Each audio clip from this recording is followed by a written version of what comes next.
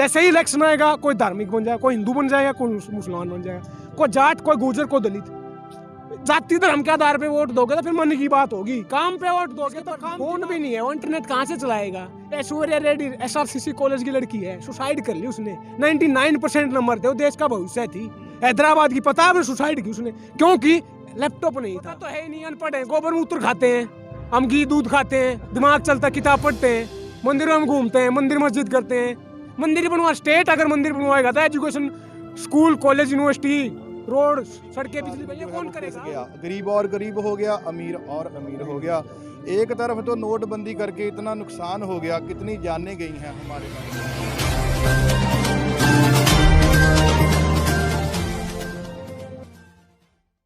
किसी ने कहा कि हार हो जाती है जब मान लिया जाता है, और जीत होती है जब ठान लिया जाता है। हम ठान के आए हैं, 2 महीने करीब हो गए हैं, बहुत सारे किसान शहीद हो चुके हैं, हटने वाले नहीं हैं। हमारी ज़मीनें बिक जाएंगे, क्या करेंगे, समझ रहे हो ना। ऊपर से क्या है कि कमेटी बनाए, कमेटी जब बनती है जब बीच का रास्ता निकाला जाता है। हमने तो एक तरफा बोला ना, कमेटी नहीं चाहिए, हमें तो तीनों कानून वापस होने चाहिए, रद्द होने चाहिए, बीच का रास्ते वाली बात है। दूसरी बात, सुप्रीम कोर्ट का काम, जुडिशरी बोलते हैं ना उसको, उसका काम होता है जज करना, जो कानून बन गया तो उसको जज करना, न कि बनाना। कमेटी और कानून कौन बनाता है, पार्लियामेंट बनाता है ना, MLA MP बनाते हैं, लेजिस्लेटिव बनाती है ना, कोर्ट क्यों बना रही है, क्या चल रहा है ये। तीसरी बात, ये कानून है ना, जो पहला कानून जो APMC मार्केट के बारे में बोलता है ना, खोल देंगे। 1991 में इकोनॉमी को खोला गया था, लिबरलाइजेशन, प्राइवेटाइजेशन, ग्लोबलाइजेशन के थ्रू। उसका नतीजा है कि आज ऑक्सफैम की रिपोर्ट आती है, देश के 1% के पास देश का 60% धन है, देश के 90% धन है वो 10% के पास है। ये इनइक्वालिटी है, समानता किसके कारण। हम कारखाने लगाएंगे या इंडस्ट्री लगाएंगे, हमारे पेट में रोटी, 19 करोड़ लोग इस देश में भूखे सोते हैं, पेट में रोटी नहीं होती। दिल्ली की बात कर रहा हूँ मैं, 1 2 नहीं, 19 करोड़, 35 करोड़ लोग गरीबी की रेखा से नीचे हैं। 35 करोड़ लोग, बहुत बड़ी बात है। मैं क्या बोल रहा हूँ, जो समाल ये बोलते हैं ना कि पहला कानून क्या बोलते हैं कि मार्केट को खोल देंगे, APMC के बाहर अपने किसान फसल बेच सकता है। हरियाणा, पंजाब का आदमी किसान तमिलनाडु में बेच सकता है। 85% इस देश के किसान स्मॉल एंड मार्जिनल हैं, 5 एकड़ से कम जमीन है। 70% किसान ऐसे जिसके 2 एकड़ से कम जमीन है। 2 एकड़ जिसके जमीन है, एक ट्रैली भर क्या वो तमिलनाडु बेचने जाएगा या लंदन अमेरिका बेचने जाएगा। लेकिन अभी खट्टर सरकार ने तो इस पर भी पाबंदी लगा दी है कि जो हरियाणा राज्य का व्यक्ति है, जो किसान है, वो वहीं पर फसल बेच सकता है, उसके अलावा नहीं। और ना ही हम किसी अन्य राज्य के व्यक्ति को यहाँ पर एंट्री करने देंगे। इस पर क्या कहना है। वो पढ़े लिखे नहीं है ना, क्योंकि पार्लियामेंट तो बोला खोल दिया है इन्होंने। शिवराज चौहान ने बोला यही बात कि हम बाहर वाले को नहीं बेचने देंगे, समझ रहे हो ना। फिर कानून किस लिए बना है, पता तो है ही नहीं, अनपढ़ है, गोबर मूत्र खाते हैं, हम घी दूध खाते हैं, दिमाग चलता, किताब पढ़ते हैं, मंदिरों में घूमते हैं, मंदिर मस्जिद करते हैं। मंदिर बनवा, स्टेट अगर मंदिर बनवाएगा तो education, school, college, university, road, सड़कें, बिजली, ये कौन करेगा।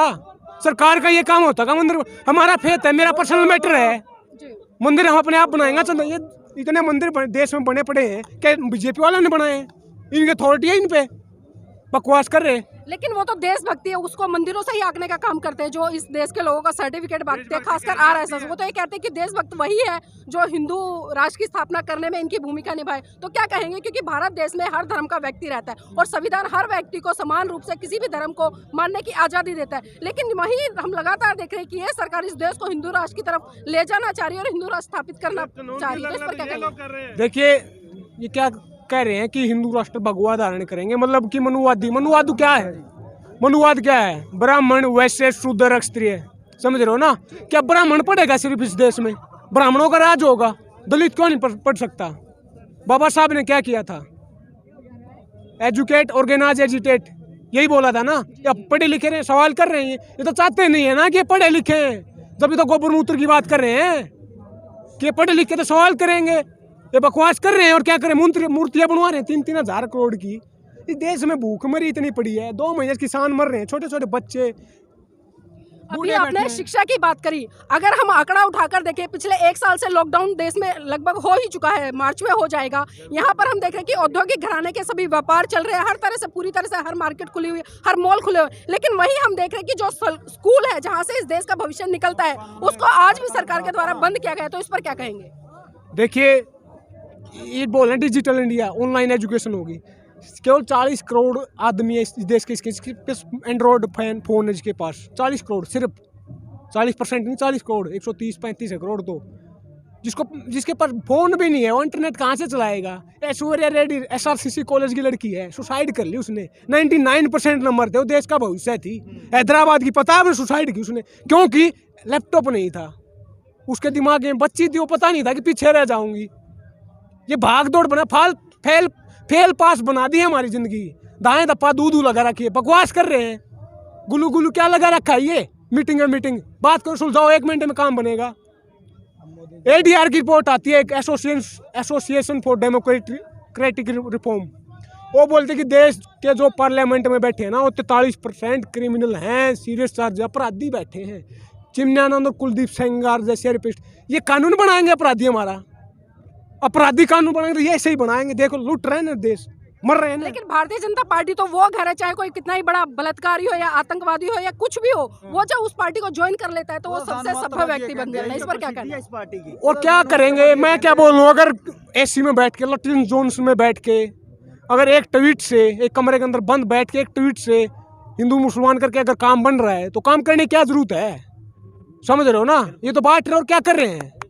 और दूसरी बात मैं कहना चाहूँगा देशवासियों को, ये इलेक्शन आता है ना तब तो बड़ा सुधर जाते हैं, कांग्रेस को वोट देंगे, BJP को। अब तो किसान हैं, अब भूखे मर रहे हैं, तो सड़कों पे हैं, पेट में रोटी, तन पे कपड़ा नहीं है, कोई हर आदमी को कोई ना कोई इशू है। जैसे ही इलेक्शन आएगा कोई धार्मिक बन जाएगा, कोई हिंदू बन जाएगा, कोई मुसलमान बन जाएगा, कोई जाट, कोई गुर्जर, कोई दलित। जाति धर्म के आधार पे वोट दोगे तो फिर मन की बात होगी, काम पे वोट दोगे तो काम की बात होगी। बिल्कुल, तो आप देख सकते हैं कि जो युवाओं का गुस्सा और लगातार युवाओं की मांग है। जी। देखिए, ये भगत सिंह ने जब वो फांसी हो रही थी ना, उसके वकील ने बोला था उसको कि आप देश को क्या संदेश देना चाहोगे।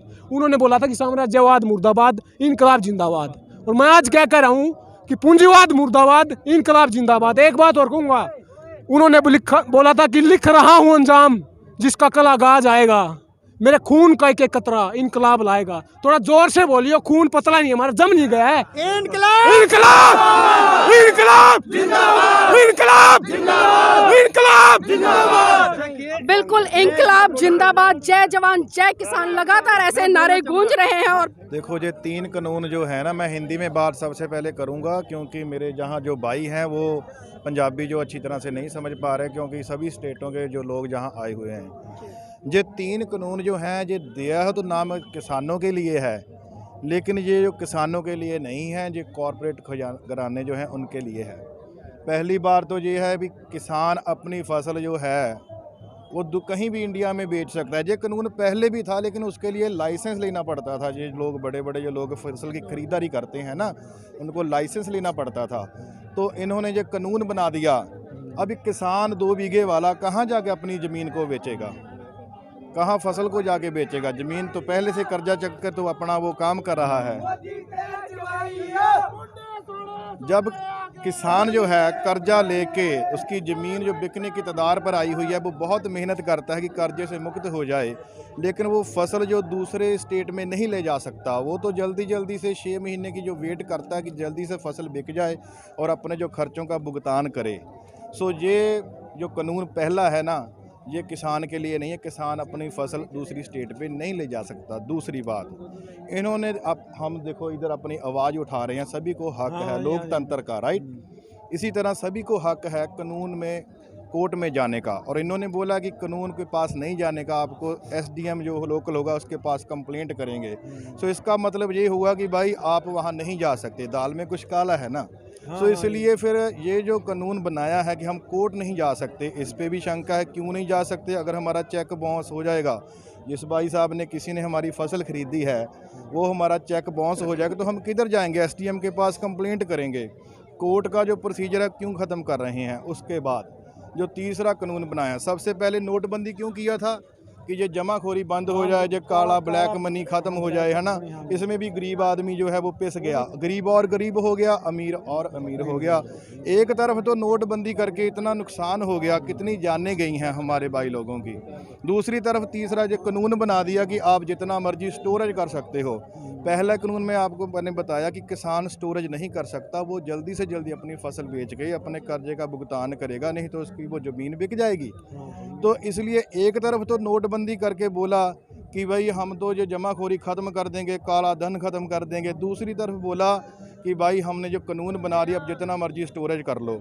और 50,000 अगर किसान के पास रुपया है, उसमें वो अपना घर का काम चलाएगा, नया वो अपना गेहूं का बीज खरीदेगा, नई फसल की वो क्या खाद वगैरह खरीदेगा, कैसे वो अपना पालन पोषण करेगा।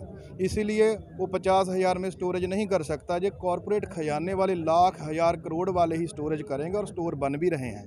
और वहाँ जो है ये सभी पब्लिक जो है, इनमें बहुत सारे किसान भी नहीं हैं, जो मजदूर हैं।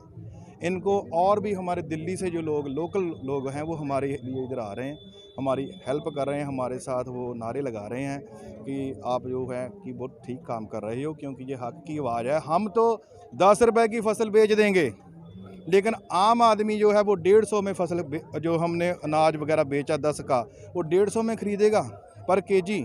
तो वो कैसे खाना खाएंगे ऐसे लोग? तो इसीलिए भाई ये 10 में हम जो फसल बेचेंगे ना, हम क्या करेंगे, हमारे को चाय पत्ती चाहिए और सिर्फ नमक चाहिए, हम खरीद लेंगे, बाकी सब हम खेतों में पैदा कर लेंगे। जो आदमी जो किसानी से नहीं जुड़ा हुआ है, उसको कोई भी चीज़ जो ख़रीदनी है, अभी मैं परसों रिफाइंड ऑयल लेने गया, 130 रुपये का हो गया, जो पहले 90 रुपये का था।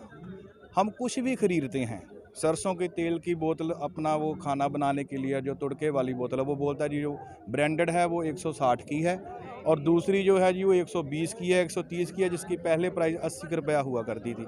दिनों दिन अभी सिलेंडर देखो, मैंने सिलेंडर बुक कराया, 625 रुपये का आया कि 25 रुपया सब्सिडी आएगी। ठीक है, अगले महीने बुक कराया तो 725 रुपये आया कि हमने बोला सब्सिडी ज़्यादा आएगी, सब्सिडी उतना ही आया 24-25 रुपया, सीधा ऑटोमेटिक 100 रुपया बढ़ गया। सो ये सभी कुछ जो है, ये जो अपने ना दिन ब दिन महंगाई बढ़ती जा रही है, तो आम आदमी के लिए जो 400-500 कमाता है, खाना खाना उसके लिए मुश्किल हो जाएगा, जमाखोरी बढ़ जाएगी। इसलिए ये तीनों कानून रद्द होने चाहिए, और सरकार से भी ये निवेदन है कि आप सबकी, हम लोगों की आवाज़ सुने, क्योंकि इंडिया गेट पे लिखा है जय जवान जय किसान। वैसे तो सारे लोग अपने अपने काम कित्तों में माहिर हैं, उनका सभी का योगदान है देश की प्रगति के लिए, लेकिन जय जवान क्यों लिखा? सर्दी में वो, गर्मी में, धूप में, छाँव में, दिन में, रात में वो बॉर्डर पे खड़ा है, सीने पे गोली खाता है, पीठ नहीं दिखाता है, इसलिए वो जागता है जब, तो हम आराम से अपने घरों में सोते हैं। सो वो जय जवान है, वो भगवान का एक रूप है। और सबसे बड़ा हमारी गुरबानी में जो आता है, एक दुख विछोड़ा, एक दुख भूख, एक दुख सख्त वार जमदूत, एक दुख रोग लगे तन धाए वैद न भोले दारू लाए। सबसे बड़ा दुख है जो परमात्मा से हम टूट गए, लेकिन सबसे बड़ा हर आदमी को दुख है जो भूख लगती है। सुबह हम खाना खाते हैं, दोपहर को भी खाते हैं, शाम को भी खाते हैं, और इस दुख को मिटाता कौन है? वो अन्नदाता। अन्नदाता हम सभी का पेट भरता है, इसलिए उसे जय किसान भी बोला है। तो आज वो यहाँ रोल रहा है। सो इसलिए मोदी सरकार से बेनती है, भाई आप जल्दी से जल्दी ये वाले कानूनों को वापस लो, और हम भी अपने घरों को जाएं, और देश जो है वो खुशहाल हो जाए। पूंजीपतियों के हाथ में मत उनकी कठपुतली बनिए, और हम लोगों की सभी की आवाज़ सुने जिन्होंने आपको वोट देकर जिताया है। बिल्कुल, देखिए कितने सिंपल तरीके से इन्होंने समझाया कि ये 3 काले कानून किसानों के लिए नहीं, बल्कि इस देश के हर उस आम नागरिक के लिए जो इस देश में अपना जीवन यापन करता है। क्योंकि आज अगर किसान 10 रुपए की कोई चीज़ इनको बेचता है, तो पूंजीपति वर्ग उस पर टैक्स लगाकर किस तरीके से उस 10 रुपए की चीज़ को जो आम जनता है उसको 200 रुपए किलो तक बेचता है। तो आप समझ सकते हैं कि यह लड़ाई सिर्फ किसानों की नहीं, बल्कि पूरे भारत देश के लोगों के, इस देश की जनता के। इसलिए मजबूती के साथ पूरे देशवासियों को इस आंदोलन में अपनी सक्रिय भूमिका निभानी चाहिए। और बहुत बहुत धन्यवाद करते हैं कि इस कड़ाके की ठंड में आम जनता की लड़ाई ये किसान भाई लड़ रहे हैं, और जरूर सफल होंगे। अपना चैनल, आपका चैनल, समाज का चैनल, देश का चैनल NB News 24/7 को आप लाइक करें, सब्सक्राइब करें, और ज्यादा से ज्यादा इसकी वीडियो को शेयर करें, ताकि हर खबर को मैं आप तक आसानी से पहुंचा सकूं।